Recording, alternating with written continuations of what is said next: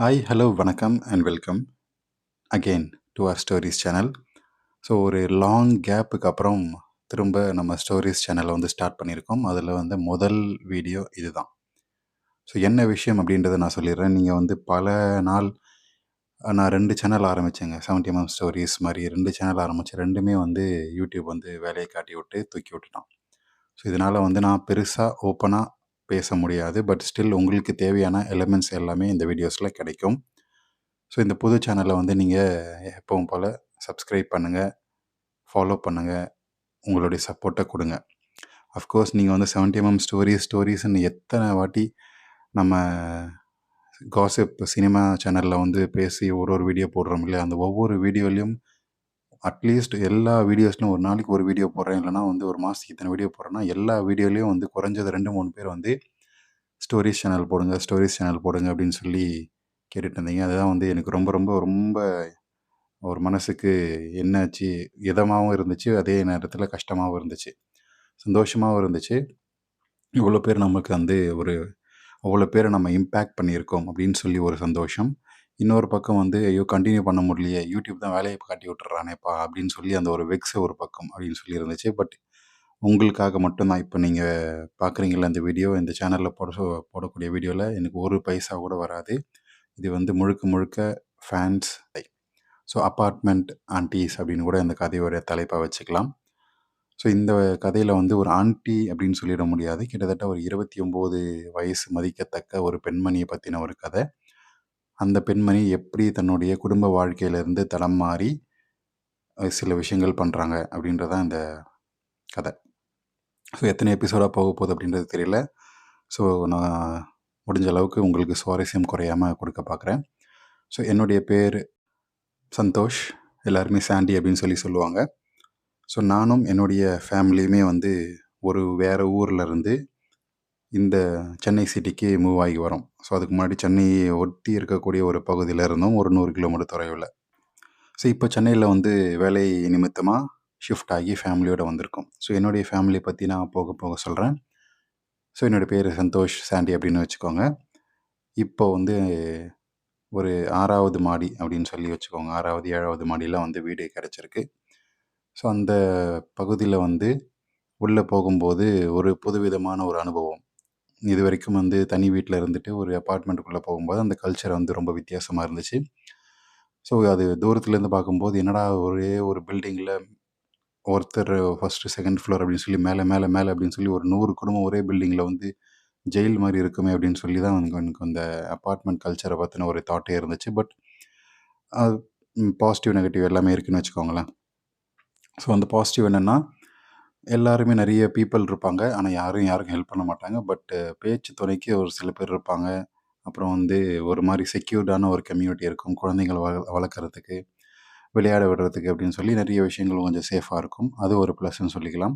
And நேரம் தவறாமல் current cut ஆனாலும் ஜென்ரேட்டர், அப்புறம் வந்து தண்ணி அப்படின்னு சொல்லி எல்லா வசதிகளும் நமக்கு வந்து கிடச்சிரும். எல்லாத்துக்குமே பேமெண்ட்டு தான். பட் ஸ்டில் அது ஒரு ப்ரோஸ் அண்ட் கான்ஸ் அப்படின்ற மாதிரியான விஷயங்களும் இருக்குது. ஸோ அப்படி இருக்கும்போது தான் வந்து வந்தாச்சு, செட்டில் ஆயாச்சு. ஒரு வாரம் கிட்ட போச்சு. அக்கம் பக்கத்தில் யார் இருக்காங்க அப்படின்னு சொல்லி பார்த்தா, ஒரு காக்கா இல்ல அப்படின்ற மாரி தான் வந்து இருந்துச்சு ஃபர்ஸ்ட்டு ஒரு வாரம். யாருமே வெளியவே வரமாட்றாங்க. வெளிய வாங்கடா அப்படின்னு சொல்லி. ஏன்னா வீட்ல இருந்தே வேலை பார்க்கக்கூடிய எனக்கு, வெளிய போய் ஒரு 2, 3 பேர்ட்ட பேசினா தான் கொஞ்சம் ஆறுதலா இருக்கும் அப்படின்னு சொல்லி பார்த்தா, யாருமே இல்ல. அப்படி இருக்கும்போது எதர்ச்சியா வந்து வேலை பார்த்துட்டு இருக்கும்போது ஒரு நாள், ஒரு சவுண்ட் வருது. இந்த ஒரு பையன் வந்து கத்திட்டே இருக்கான். அம்மா, அம்மா அங்க போலாம், இங்க போலாம், அங்க போலாம், இங்க போலாம்ன்னு சொல்லி கத்தினே இருக்கான். என்னடா இவன் கத்தினே இருக்கான்? யார்றா அவன்னு சொல்லி பார்த்தா, இந்த வராண்டால சத்தமே வராதே யாருன்னு சொல்லி பார்த்தா, ஒரு 6 வயசு, 7 வயசு இருக்கக்கூடிய ஒரு குட்டி பையன் அங்கங்க ஓடின்னு இருக்கான் சைக்கிள்ல. ஸோ அவங்க சைக்கிள்ல போய் பின்னாடியே வந்து அந்த சைக்கிள அவன் கிராஸ் பண்ணி போறான். நான் டோர திறக்கிறேன். அவன பார்க்குறேன். அப்படி லெஃப்ட் சைட்ல திரும்பி பார்க்குறேன் ஒரு பொண்ணு. அந்த பொண்ணு ஆன்ட்டின்னு சொல்றதா, பொண்ணுன்னு சொல்றதான்னு தெரியல. ஏன்னா 6, 7 வயசு பையனுக்கு அம்மா. ஸோ அப்படி ஒரு அழகுங்க. நான் இத சொல்லியே ஆகணும். ஏன்னா இது வந்து ஒரு ரியல் ஸ்டோரி. செம்ம அழகு. ஒரு வயசு ஆக்சுவலா வயசு சொல்லியாச்சுல 29 வயசு தான். ஒரு உயரம் வந்து ரொம்ப உயரமும் கிடையாது, ரொம்ப குள்ளமும் கிடையாது. ஒரு 5 1/2 அடி இருப்பாங்கன்னு வச்சுக்கோங்க. அந்த மூக்குத்தி ஒண்ணு குத்தியிருப்பாங்க. ஒரு மாரி வளையம் போட்டு, செம்ம அழகு. மூக்குத்தி போட்டாலே பொண்ணுங்க அழகு இல்லையா? மூக்குத்தி போட்ட ஒரு அழகு, அப்புறம் வந்து லூஸ் ஹேர் இல்ல அது போட்டாலும் அழகு. ஐ மீன் நான் ஃபர்ஸ்ட்டு பார்த்தது வந்து ஒரு லூஸ் ஹேர்ல மூக்குத்தி போட்டு, ஒரு நைட் சூட் மாரி ஒரு சூட்டு, அது மேல ஒரு ஓவர் கோட் போட்டு, அந்த ட்ரெஸ்ஸிங்கும் வந்து சூப்பரா இருந்துச்சு. ப்ளஸ் வந்து அந்த பொண்ணுமே வந்து பயங்கர அட்ராக்டிவ். சில பெண்கள் வந்து அட்ராக்டிவா தெரிவாங்க இல்லையா? ஐ மீன் ஈர்ப்பு அதிகமா இருக்கும். பார்த்த உடனே வந்து பத்திக்கிற மாரியான ஒரு விதமா இருக்கும். இன்னொரு பக்கம், "அப்பா! என்ன அழகுடா!" அப்படின்னு சொல்லி ஒரு ஈர்ப்பு இருக்கும். அந்த மாரியான ஒரு ஈர்ப்பு. எனக்கு வந்து அப்படியே நான் நின்னு பார்த்துக்கிட்டே இருக்கேன். இது வந்து பக்கத்து வீட்டு நெய்பர் அப்படின்ற ஒரு தாட் எப்படி என்ன நினைப்பாங்க? ஏது நினைப்பாங்க? அப்படின்னு சொல்லி எதுவுமே வந்து என் மைண்ட்ல ஓடல. பட் அந்த பொண்ண வந்து நான் அச்சு பிசறாம பார்த்துக்கிட்டே இருக்கேன். என்ன 3 அடி, 4 அடி ஒரு 10 செகண்ட் தான் பார்த்துருப்பேன்னு வச்சுக்கோங்க. அதுவே வந்து பலவிதமான தாட்டுகள் மண்டைக்குள்ள ஓடினே இருந்துச்சு. ஸோ என்ன கிராஸ் பண்ணி போகுறாங்க. ஸோ கிராஸ் பண்ணி போகும்போது என்னைய பார்த்துட்டு ஒரு சின்ன ஸ்மைல் பண்ணிட்டு போறாங்க. நானும் வந்து ஸ்மைல் பண்ணேனா இல்லையான்னு எனக்கு ஞாபகம் இல்ல. அப்படி அழக வந்து ரசிச்சு பார்த்துட்டு இருந்தேன். ஸோ ஆப்வியஸ்லி வந்து என்ன கிராஸ் பண்ணி போகும்போது அவங்களுடைய பின் அழகும் வந்து நோட் பண்ண ஆரம்பிச்சேன். ஐ மீன் மேல டாப் டூ பாட்டம் வரைக்கும் நோட் பண்ணா, எல்லாமே கச்சிதமா இருக்கக்கூடிய ஒரு பெண்மணி அப்படின்னே சொல்லலாம். ஸோ என்ன மாரியான ஒரு பிரம்மன் படைப்புடா அப்படின்னு சொல்லி பார்த்துட்டு இருந்தேன். அபார்ட்மெண்ட்ல வந்தது நல்லதா போச்சு. சரி உன் ஆசைப்படி இங்கேயே இருந்துருவோம் அப்படின்ற மாரி தான் வந்து ஃபர்ஸ்ட் இம்ப்ரஷனே வந்து அந்த பெண் மேல ஒரு பாசிட்டிவான ஒரு தாட். கல்யாணம் ஆயிடுச்சு அப்படின்னு வச்சுக்கோங்க. ஒரு ஒரு சூப்பரான ஒரு ஃபீல் குடுத்துச்சு அந்த பொண்ண பார்த்த உடனே. ஸோ அதுக்கப்புறம் வந்து நாட்கள் போக போக அந்த பெண் யாரு? என்ன? ஏது? அப்படின்னு சொல்லி கொஞ்சம் கொஞ்சமா பழக ஆரம்பிச்சோம். எதிர் வீடு வேற ஒரு ஃபேமிலி இருந்துச்சு. அத பத்தின கதை வந்து கூடிய சீக்கிரம் பேசுவோம். பட் எதிர் வீடு ஒரு குடும்பம் இருக்கு. அதுக்கு பக்கத்து வீடு. எதிர் வீட்டுக்கு பக்கத்து வீடு தான் இந்த பெண்மணி. ஸோ இந்த பொண்ணு பேரு பெயர் மாத்தியே சொல்றேன். ஆக்சுவலா பேரு ஒரிஜினல் பேரு எனக்கு தெரியும். பட் ஆனா வந்து பேர மாத்தி ஆ வேற ஒரு பேரு ரீட்டா அப்படின்னு சொல்லி வச்சுக்கலாம். ஸோ இந்த ரீட்டாவுடைய அழக பத்தி பார்ப்போம். இந்த நான் சொன்ன அழகுக்கு ஒரு வெள்ளை நிறம் அப்படின்னே சொல்லலாம். மாநிறத்துக்கும் மேல வெள்ளை நிறம் அப்படின்னு சொல்லலாம். ஸோ அந்த மாரியான ஒரு நிறத்துக்கு எந்த நடிகைய வச்சு சூஸ் பண்ணி பேசலாம் அப்படின்றத நீங்களே சொல்லுங்க. கமெண்ட் செக்ஷன்ல சொல்லுங்க. ஸோ என்னுடைய சஜஷனும் சொல்றேன். நான் வந்து ஸ்ரீலீலா இல்லன்னா வந்து அதுல்யா ரவி சொல்லி வச்சுக்கலாம். அதுல்யாவுக்கு 30 வயசு ஆயிடுச்சு. ஸ்ரீலீலாவுக்கு 24 வயசு தான் ஆகுது. பட் இந்த கேரக்டர் பொருத்தமா இருக்குமா அப்படின்றது எனக்கு ஒரு டவுட் தான்.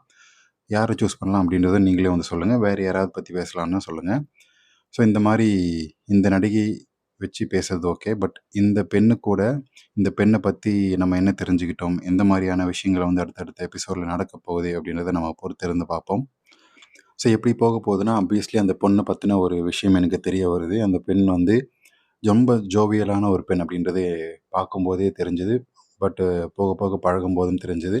ஸோ அந்த பெண்ண சுத்தி இருக்கக்கூடிய ஒரு அந்த கேங் பண்ணக்கூடிய விஷயங்கள், அந்த பெண் வந்து வீட்ல தனிமையில இருக்கக்கூடிய நேரத்தில பண்ணக்கூடிய விஷயங்கள், ஸோ ஒரு ஃபங்ஷன் வரும்போது மத்த எல்லாரையுமே கூட்டிட்டு பண்ணக்கூடிய விஷயங்கள் அப்படின்னு சொல்லி அந்த பெண்ண பத்தின ரகசியங்கள், விஷயங்கள் எல்லாமே எனக்கு தெரிய வருது. அதன் மூலமா என்னுடைய ஆதாயம், என்னுடைய தாட்ஸ், என்னுடைய ஆசைகள் நிறைவேறிச்சா? இல்லையா? அப்படின்றத நம்ம பொறுத்திருந்து அடுத்தடுத்த எபிசோட்ல பார்ப்போம். ஸோ இந்த வீடியோ உங்களுக்கு கண்டிப்பா புடிச்சிருக்கும். ஸோ கொஞ்சம் அப்படி இப்படின்னு இருக்கும். ஃபர்ஸ்ட் எபிசோட் ரொம்ப நாள் ஆச்சு. அந்த பேக் டூ ஃபார்ம் வரதுக்கு கொஞ்சம் டைம் எடுக்கும். ஸோ ப்ளீஸ் பேர் பண்ணிக்கோங்க. இன்னும் அடுத்தடுத்த எபிசோடு வரும்போது நம்ம கரெக்ட்டா கதைக்குள்ள போயிட்டு, உங்களுக்கு தேவையான இன்ஃபர்மேஷன் நான் குடுத்துடுறேன். ஸோ இந்த வீடியோ உங்களுக்கு கண்டிப்பா புடிச்சிருக்கும். கதைக்களம வந்து கரெக்ட்டா செட் பண்ணிட்டேன் அப்படின்னு சொல்லி நெனைக்கிறேன். அப்படி நீங்களும் நெனச்சீங்கன்னா, லைக் பண்ணுங்க, ஷேர் பண்ணுங்க. கண்டிப்பா சப்ஸ்கிரைப் பண்ணிக்கோங்க. உங்க சப்போர்ட்ட குடுங்க. 1000 சப்ஸ்கிரைபர்ஸாவது ரீச் பண்ணா தான் அடுத்தடுத்த எபிசோட் போறதுக்கு கொஞ்சம் ஒரு மோட்டிவேஷன் கிடைக்கும். ஸோ உங்களுடைய கமெண்ட்ஸ கமெண்ட் செக்ஷன்ல மென்ஷன் பண்ணுங்க. ஹேப்பி பொங்கல். அடுத்த எபிசோட் கொஞ்சம் சீக்கிரமே போட ட்ரை பண்றேன்.